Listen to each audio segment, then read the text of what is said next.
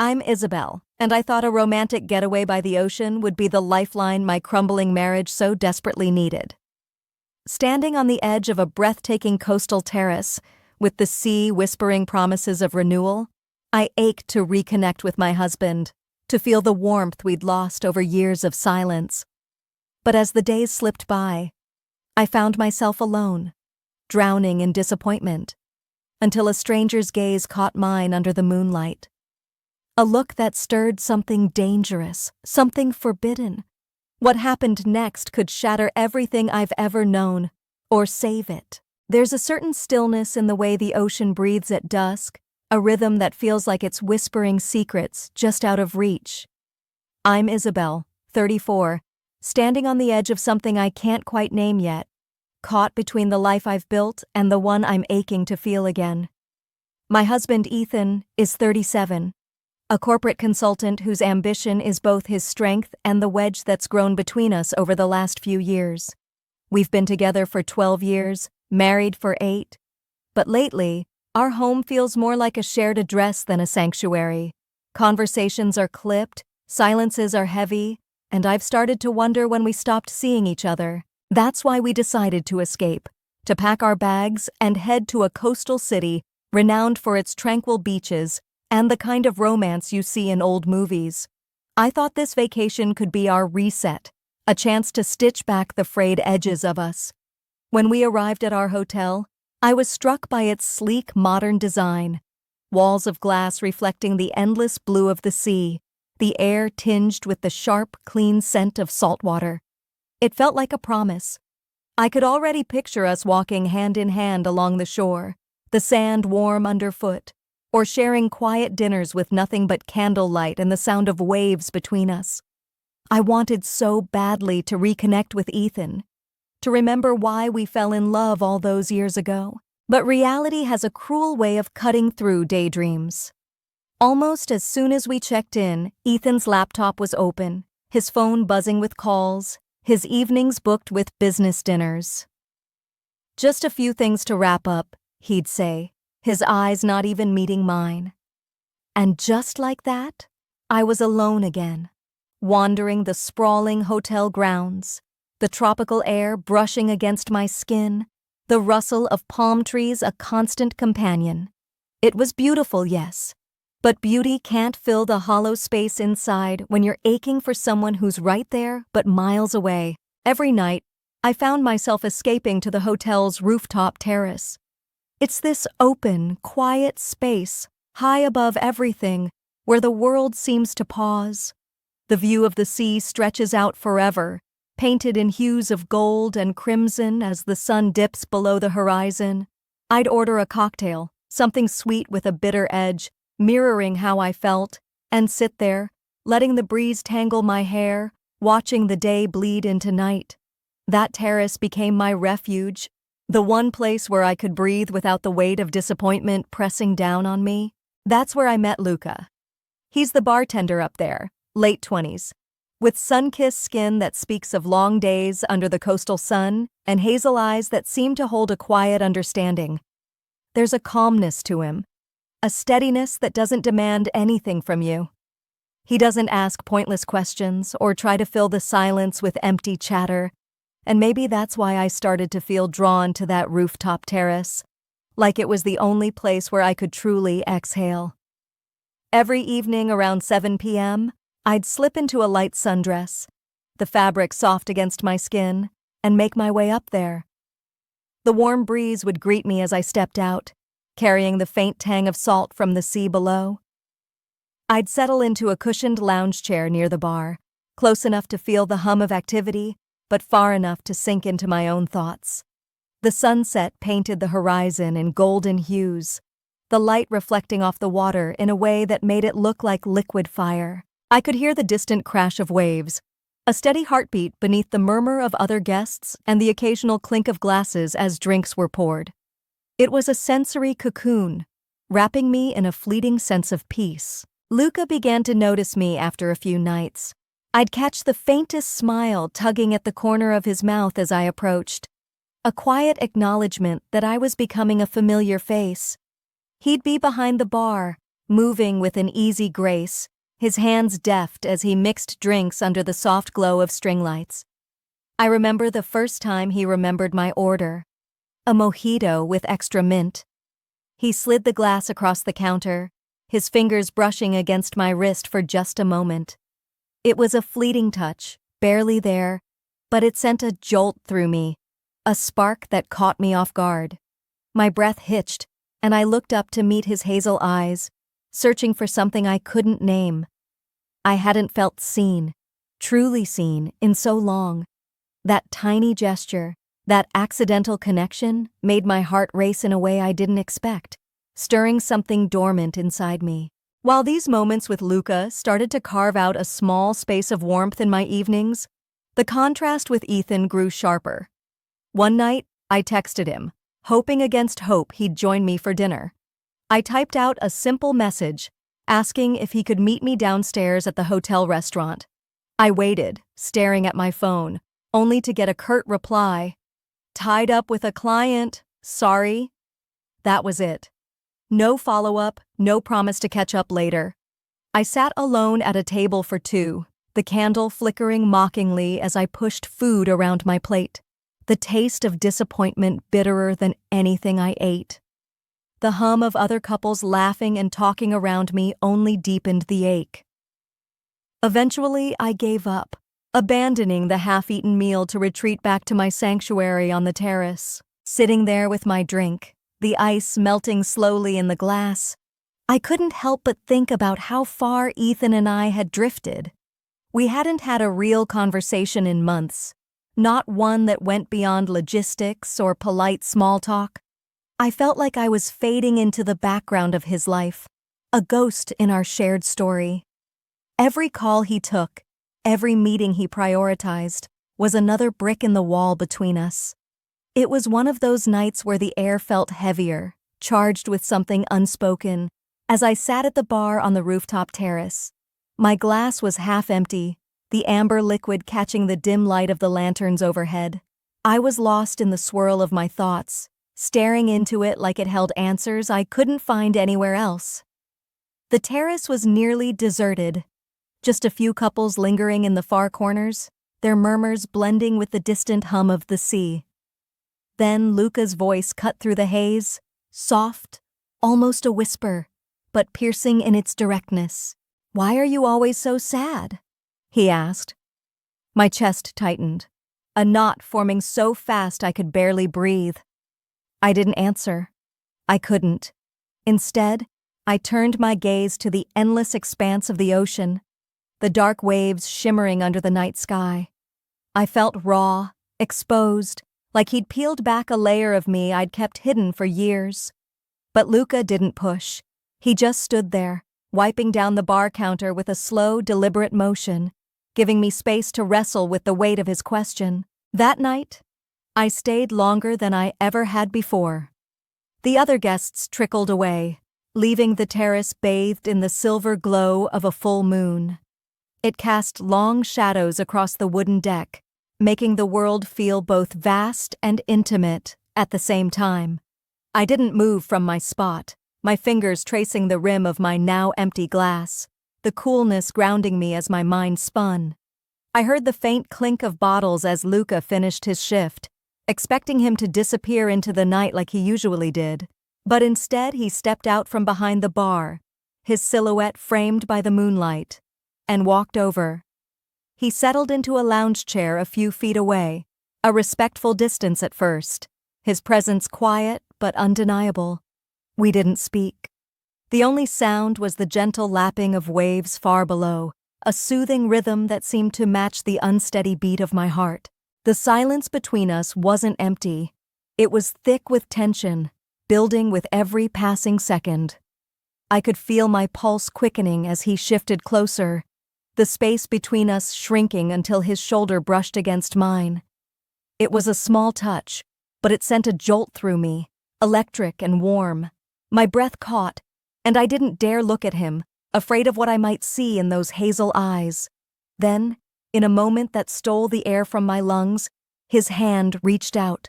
His fingers traced the line of my collarbone, So light it was almost a whisper against my skin, but it sent a shiver racing down my spine. I should have pulled away. I should have stood up and walked back to my room, but I didn't. Instead, I leaned into it, craving the warmth, the attention, the feeling of being seen after so long in the dark. It was like a dam breaking, years of longing and loneliness spilling out in that single, fragile connection. What happened next, under the salty breeze and the watchful gaze of the stars, was a betrayal I never thought I'd commit. I let myself surrender to the moment with Luca, a quiet yielding that needed no words. It was slow, deliberate, every touch a spark that reignited parts of me I'd thought were long extinguished. His breath was warm against my skin, a contrast to the cool night air, and the world around us seemed to dissolve until it was just the two of us, wrapped in a stolen intimacy. The way his hands moved, careful yet certain, spoke of a tenderness I hadn't felt in years. My heart raced, not just from the thrill, but from the awakening of my body and soul, a reminder of what it felt like to be truly alive. For the first time in what felt like forever, I wasn't just existing. I was burning with a fire I'd forgotten I could feel. But as the hours slipped into the early morning, reality crept back in like a shadow. I left the terrace, my mind a storm of guilt and exhilaration, each step down the winding stairs heavier than the last. My skin still tingled where Luca had touched me, but my heart ached with the weight of as I pushed open the door to our hotel room, the dim light from a single bedside lamp spilled across the space, casting long shadows over the sleek, modern furniture. The air felt thick, heavy with a silence that pressed against my chest, making each breath a conscious effort. My sundress clung to me, wrinkled from the long night, and my hair was slightly tousled, strands catching in the faint breeze that slipped through the cracked window. I could still feel the echo of the ocean air on my skin, the memory of the terrace lingering like a ghost. But now, standing here, all of that felt like a distant dream dissolving into a harsh reality. My heart stopped, froze mid-beat, when I saw Ethan. He was sitting on the edge of the bed, still in his crisp work shirt, the sleeves rolled up to his forearms, revealing the familiar lines of muscle I used to trace in quieter times. His laptop, for once, was closed, resting on the nightstand like a silent witness to whatever was about to unfold. His face was unreadable, a mask of calm that unnerved me more than any storm of anger could have. His eyes, though, those deep, searching eyes, were fixed on me, pinning me in place as I stood frozen in the doorway, one hand still clutching the handle like it could anchor me against the tide of what was coming.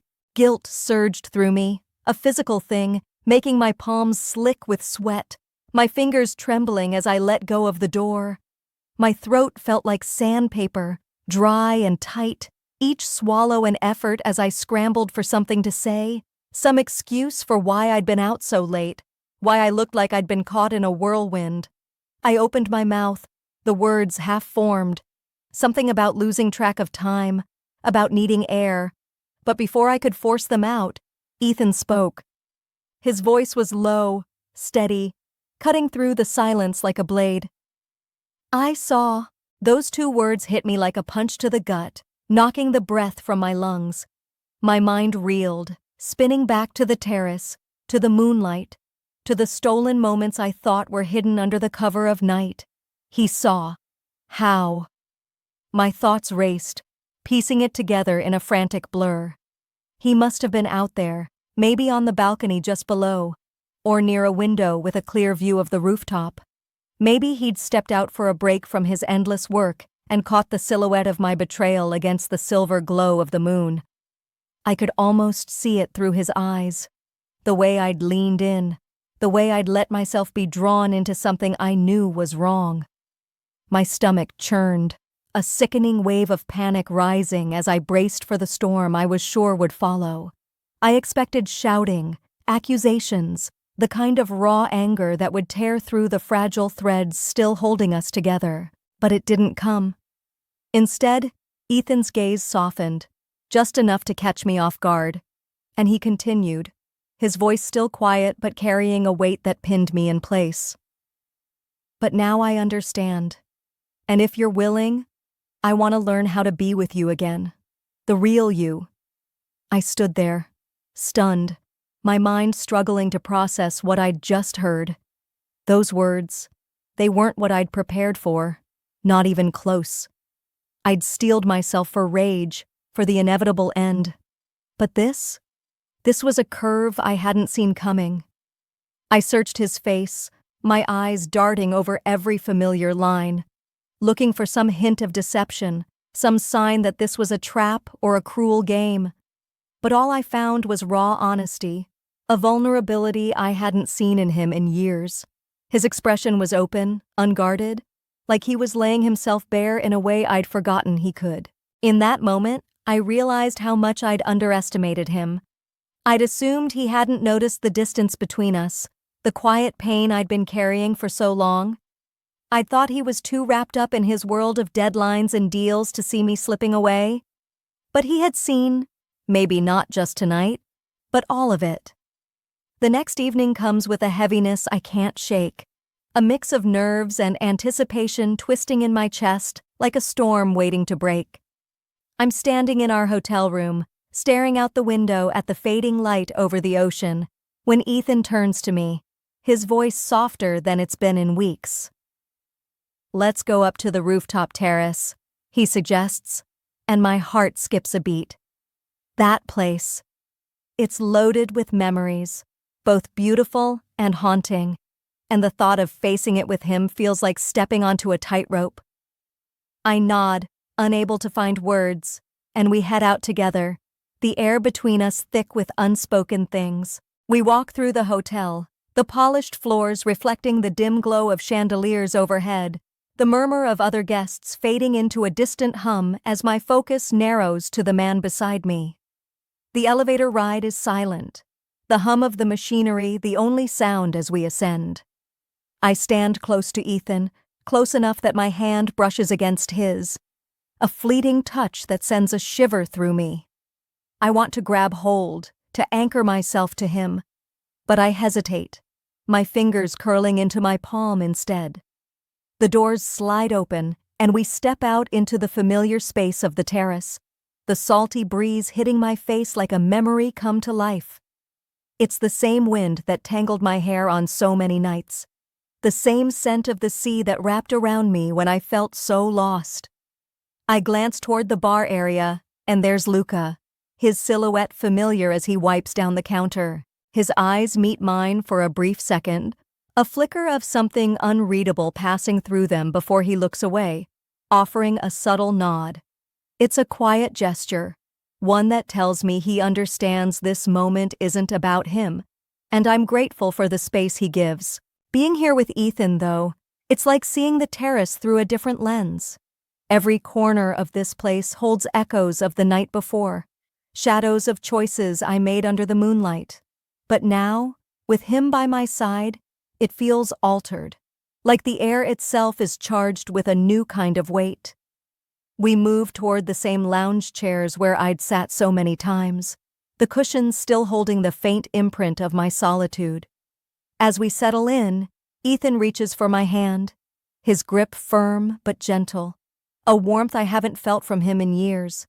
It's a simple act, but it roots me to the spot, my breath catching as I look down at our intertwined fingers. The calluses on his palm, the familiar shape of his knuckles. It's like touching a piece of a life I thought I'd lost. We sit there for a moment, the distant crash of waves filling the silence, before he speaks, his voice low and raw, like he's peeling back layers he's kept hidden. "I've been gone, Isabel. Not just physically, but in every way that matters. Work. It swallowed me, and I let it. I didn't see what it was doing to us until now." His words hit me hard, a confession I wasn't expecting, and I feel the sting of tears behind my eyes. I swallow hard, trying to steady myself before I find my own voice, trembling though it is. "I've been so lonely, Ethan. I didn't know how to reach you, and I stopped trying. I felt like I was disappearing, like I didn't matter anymore. I don't name the other person who filled that void. Don't let that shadow creep into this moment. But the weight of my loneliness spills out. Unfiltered and real.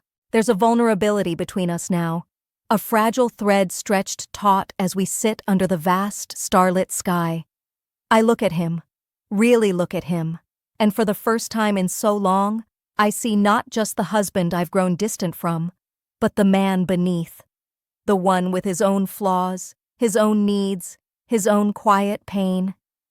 Tears prick at the corners of my eyes, hot and insistent, as I realize we're finally seeing each other, not as roles we've played in a marriage, but as people, broken and human. I blink them back as I sit here reflecting on the days that followed that raw, honest night on the terrace. I can still feel the shift in the air between Ethan and me. The remaining days of our vacation weren't a sudden fairy tale fix, but they were a start, a cautious step towards something we both wanted to rebuild. Each morning, we made a quiet pact to share breakfast on our balcony, the ocean stretching out before us like a canvas of possibilities. The clink of coffee cups, the warmth of fresh croissants, and the salty breeze weaving through our conversation. It was small, but it felt monumental. We talked about mundane things at first, the weather, the taste of the fruit, but slowly we ventured deeper, peeling back layers we'd buried under years of routine. In the late afternoons, we'd walk along the beach at sunset, the sand cool beneath our bare feet, the sky ablaze with oranges and pinks. I'd feel Ethan's hand brush mine, tentative at first, then more certain, until our fingers laced together like they used to. We started talking about things we'd avoided for so long, our dreams, the ones we'd whispered to each other in the early days, and our fears, the ones that had grown in the silence between us. I told him how I'd felt invisible, how I'd craved connection so desperately. He shared how work had become his escape, a way to avoid facing the cracks in us, and how he feared he'd lost me long before this trip. Those walks, with the waves whispering beside us, became our confessional, a space to lay bare the hurts and hopes we'd carried alone. One evening, as the sun dipped low, casting golden streaks across the water, we sat on a weathered driftwood log, and a memory bubbled up between us. It was a silly thing, from the first year we dated, a disastrous attempt at cooking a fancy dinner that ended with a kitchen full of smoke, and us laughing so hard we could barely breathe. Ethan chuckled first, a low rumble, and then I joined in, the sound of our laughter mingling with the crash of the tide. I hadn't heard that laugh from him in so long, that unguarded, joyful sound, and it warmed me from the inside out, like sunlight breaking through a long gray winter. I looked at him then, his face softened by the memory, and felt a flicker of the love that had once been effortless. During those last days, I saw Luca a few more times on the terrace when I'd go up for a quick drink or just to feel the breeze. I kept my distance, though, offering only polite nods when our eyes met across the space. He understood, I think, with that quiet way of his, that what had happened between us was a fleeting moment, a spark that had burned bright but wasn't meant to be a future. I don't carry guilt anymore for that night under the stars, not the way I did at first.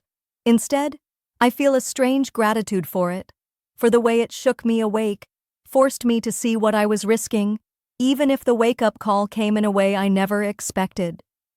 It was a mirror held up to my loneliness, showing me how far I'd drifted, and in its reflection, I found the will to turn back toward Ethan. Our last night in the city arrived too soon, and we found ourselves on the terrace one final time.